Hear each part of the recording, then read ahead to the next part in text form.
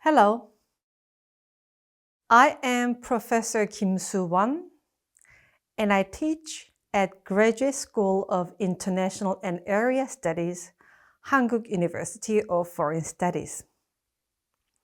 This week, we are going to talk about contributive diplomacy in information and communication technologies. Today is the first session, and we are going to talk about ICT and digital divide. While the information and communication technology is considered public goods in the global north, reflecting the spirit of openness, it functions as club goods in the global south. In Africa, less than 30% of the population are digitally connected, which causes acute global and local digital divide.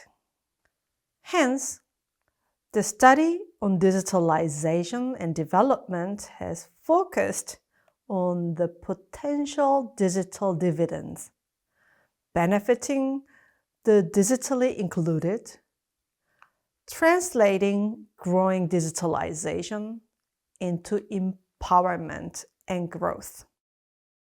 Let's start today's class by asking Eileen what information and communication technology is. ICT stands for Information and Communication Technology. In order to understand its scope, we will look at another definition by the OECD, which in terms of ICT does not only include the different types of communication networks, but also the technologies used in them.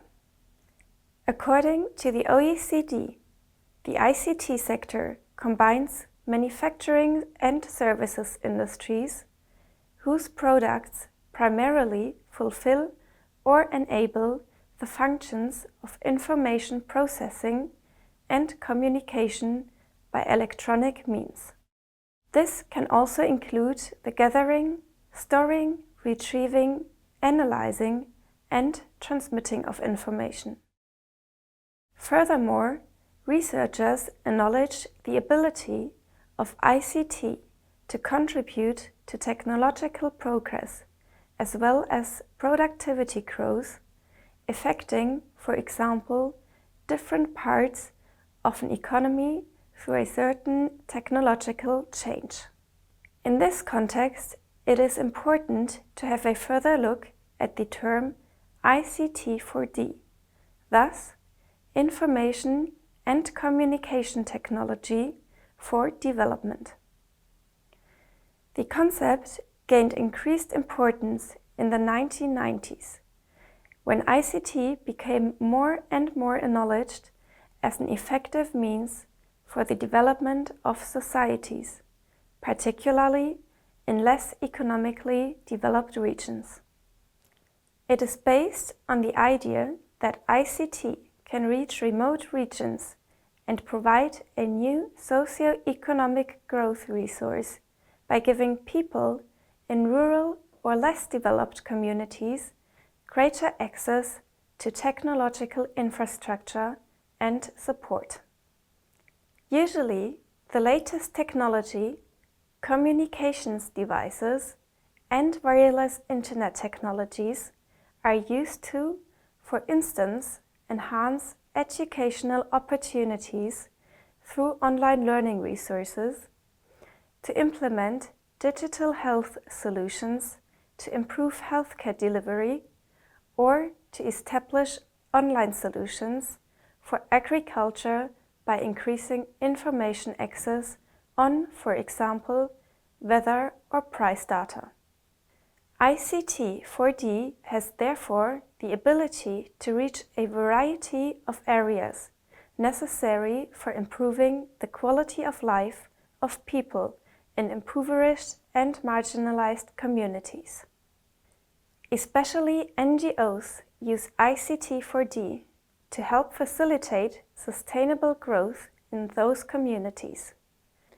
They acknowledge that the technological ability gap of those communities increases with each new innovation, and therefore they try to close it by providing access to telephones, televisions, radios, etc., as well as the necessary internet network hardware and support.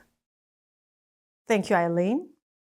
Unlike development cooperation in other fields, information and communication technology assistance often deals with digitalization problems that donor countries are currently experiencing, rather than development problems that donor countries has faced in the past.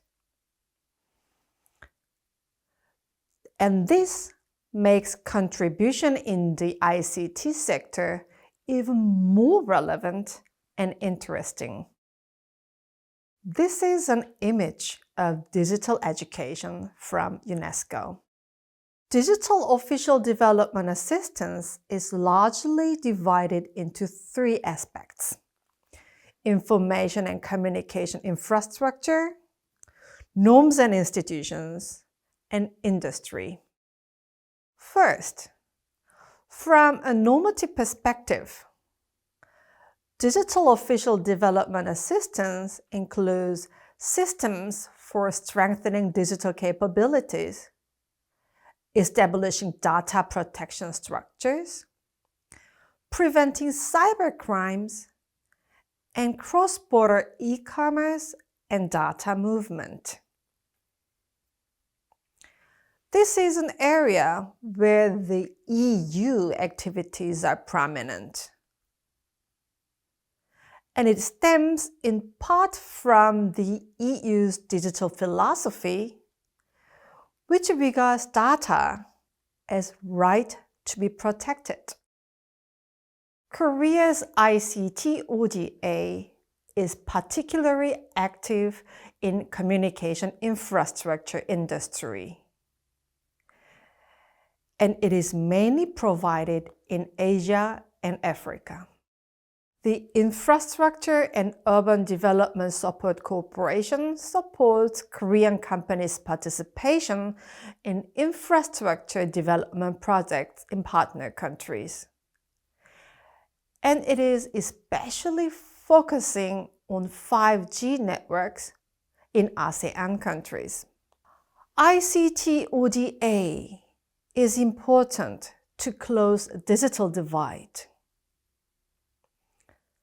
The digital divide is also known as digital inequality, digital gap between the rich and the poor, and information gap.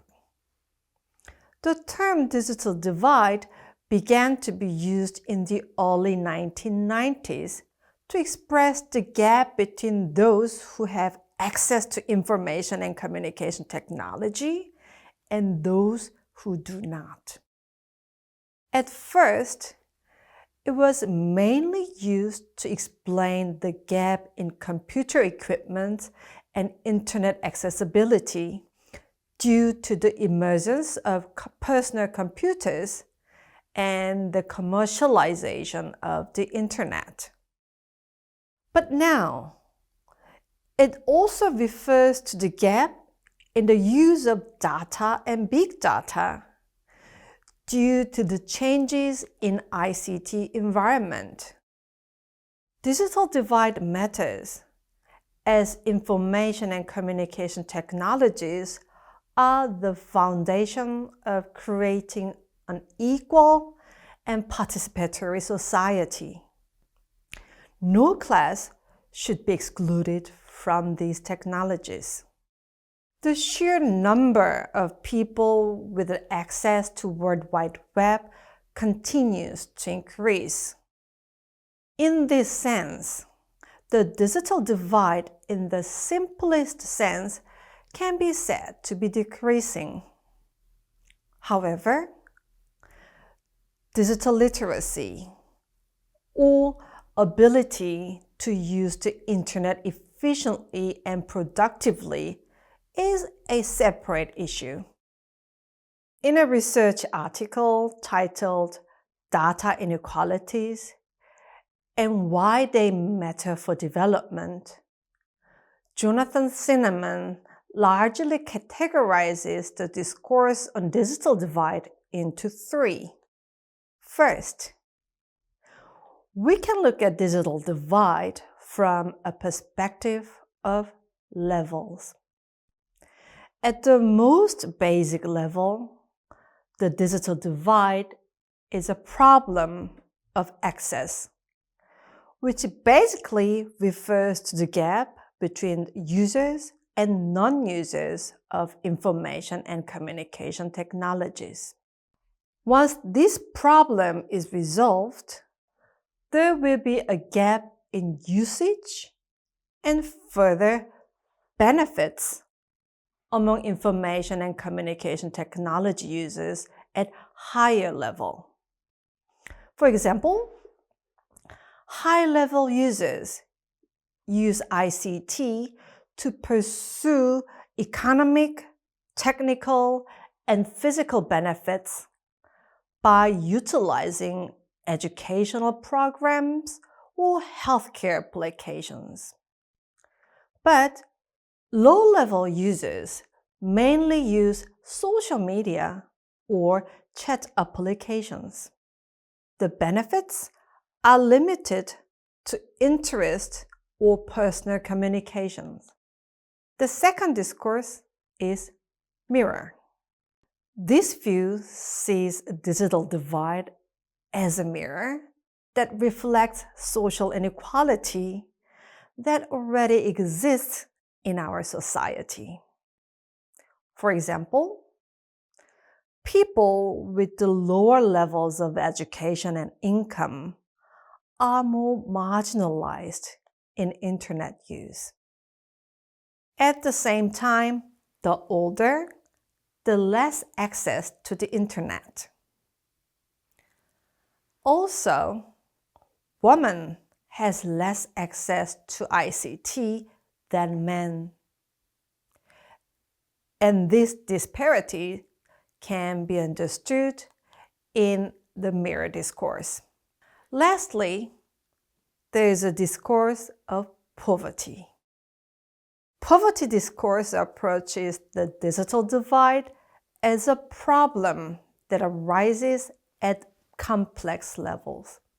Just as poverty cannot be solved at the individual level, the digital divide should be approached at various aspects, including cultural, regional, and national levels. These three different perspectives propose different solutions in relation to the digital divide. The discourse from the level perspective proposes a sequential solution of accessing, utilizing, and benefiting from the digital divide. The mirror discourse, on the other hand, proposes a solution to prioritize socioeconomic inequality. At last, the poverty discourse suggests to utilize various individual, community, cultural, and policy approaches simultaneously.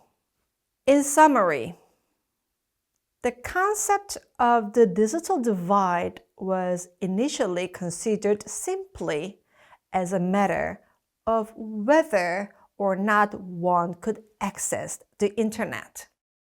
But as we enter the era of big data, now the aspects and the impacts become more complex. The digital and data divide is affecting the quality of life of people around the world in various ways.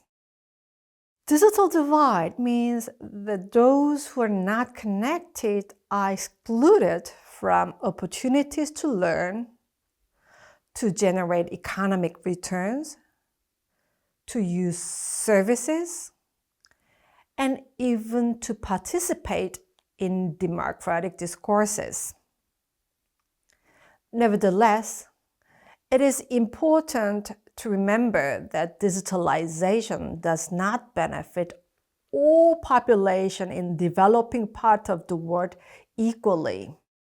Even among people connected to the internet, the history of inequality has not been resolved through digitalization, but rather it has deepened the problem. Unlike those who have little access to connectivity and online presence, the privileged are enjoying all the benefits of connectivity, including cultural consumption. In other words, digital technology can have a positive impact on improving the overall quality of life and reducing poverty. But in the absence of complementary social investment, it can actually worsen socioeconomic inequality. Hence, in the following session, we'll have a look at how global society is making efforts to make more equal global digital environment. Thank you.